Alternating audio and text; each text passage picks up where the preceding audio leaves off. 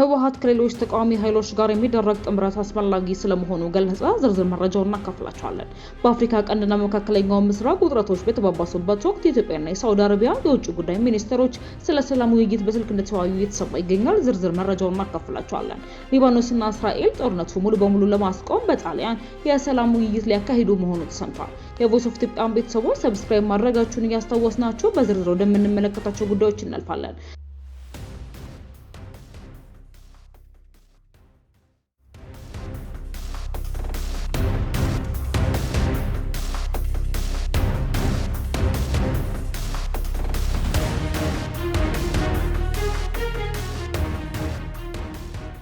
ህወሓት ከሌሎች ተቃዋሚ ፓርቲዎች ጋር የሚደረግ ጥምረት አስፈላጊ ስለመሆኑ ገልጿል።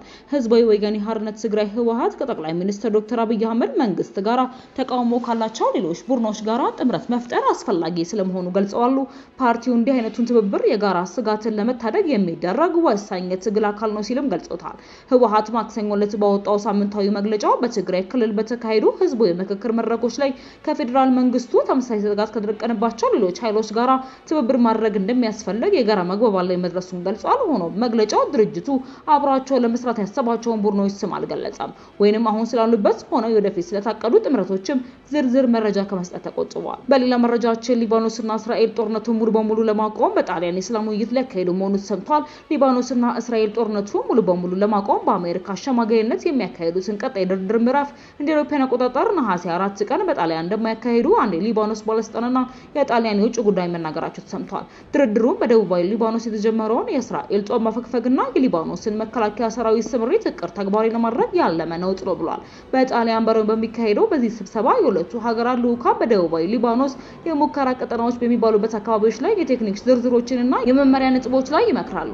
ከዚህ ቀደም ባለፈው ወር ላይ በአሜሪካ አዘጋጅነት የተደረጉት 5 ውይይቶች የሂዝቦላ ታጣቂዎች መሳሪያ እንዲፈቱ፣ የእስራኤል ጦር ከሊባኖስ ግዛት ደረጃ ሙሉ በሙሉ እንዲወጣና የሊባኖስ ሰራዊት በተለቀቁ ቦታዎች ላይ እንዲሰፍር የሚያስችል ማዕቀፍ መፍጠራቸውም የሚታወስ ነው። ይህም በዚህ ሳምንት የእስራኤል ጦር ከደቡባዊ ሊባኖስ ዛውታር አልጋርቢያ ከምትሰኘው ከተማ ያፈገፈገ ሲሆን የሊባኖስ ሰራዊት በአካባቢው መስፈር ጀምሯል ሲል ሮይተርስ ዘግቧል። የእስራኤል ሰራዊት በአካባቢው መፈግፈግ አዎንታዊና የመጀመሪያ እርምጃ ቢሆንም ሊባኖስ ግን የእስራኤል ጦር ከሁሉም የሊባኖስ ግዛቶች ሙሉ በሙሉ እንዲወጣ እንደምትፈልግም የሊባኖሱ ጠቅላይ ሚኒስትር ገልጸዋል።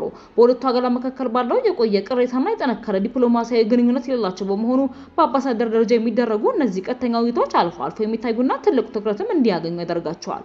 የሁለቱ ወገኖች ተወካዮች ላለፉት 3 ወራት ያህል በቋሚነት ሲወያዩ የቆዩ ሲሆን ዋና ዓላማቸውም በቅርቡ የተቀሰቀሰውን ወታደራዊ ግጭት ዘላቂ በሆነ መንገድ ለማቆም ነው ተብሏል። የቮይስ ኦፍ ኢትዮጵያ ቤተሰቦች ሰብስክራይብ ማድረጋችሁን እያስታወስናችሁ ወደ ሌላ ጉዳያችን እንሻገራለን።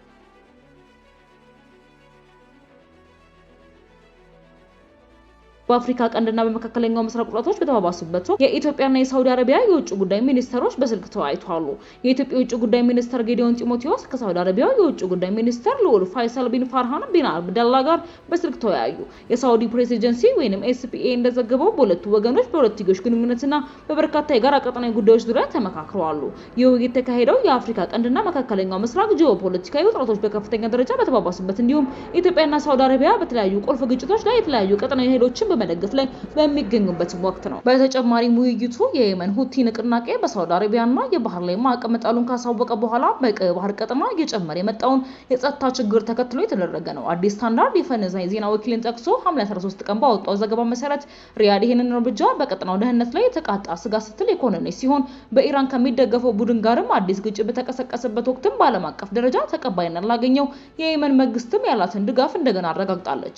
ዲፕሎማሲያዊ ግንኙነቱ በአፍሪካ ቀንድ ውስጥም የተለያዩ ቀጠናዊ አስተላለፎች በሚታዩበት ወቅት የተደረገ ነው።